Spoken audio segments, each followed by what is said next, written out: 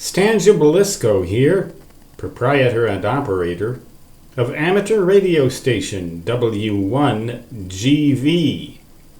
Da-da-da-da-da-da-da-da-da-da-da.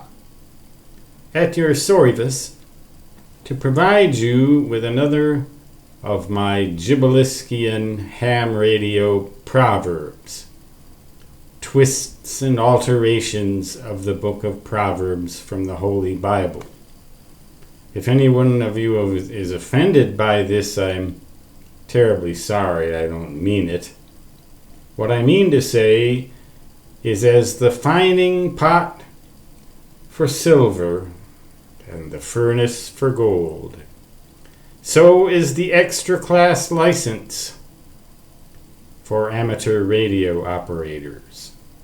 Or one might say, in the views of a troglodyte, so it was in the good old days when we had to send and receive 20 words a minute of Morse code for a solid minute in order to pass the exam.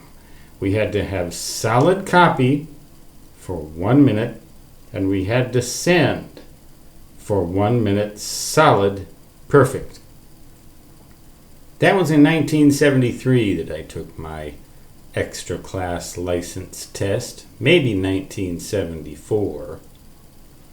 But back then, that's the way it was. You had to do that before you could even get to the theory, and the theory was quite difficult. I'm sure it still is. Now, I don't mean to sound snobbish. I know a lot of amateur radio operators are accused of being snobbish, but I do think it's perfectly legitimate to take pride in one's accomplishments. And to do that was indeed an accomplishment, particularly the sending part of the code with a straight key in front of an examiner who had a copy that you had to send that had not just plain text, but alphanumeric random sequences and misspelled words. And I sent them precisely as I saw them. And I guess I just squeaked by. Anyway, that was the way it was back in the 1970s. The good old days. The days when troglodytes prevailed. But they weren't troglodytes then. We only look at them that way now.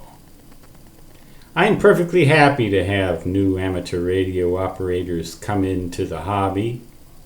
I don't care about the code anymore.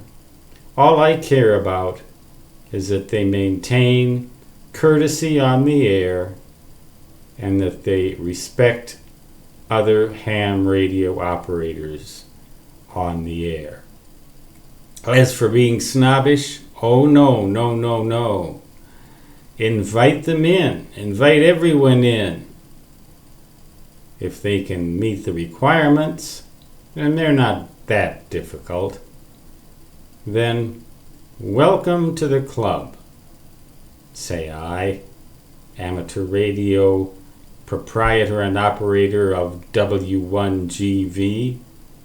For now, I will say da-da-did-did-it, did-did-da-da, and did-did-da-da-da.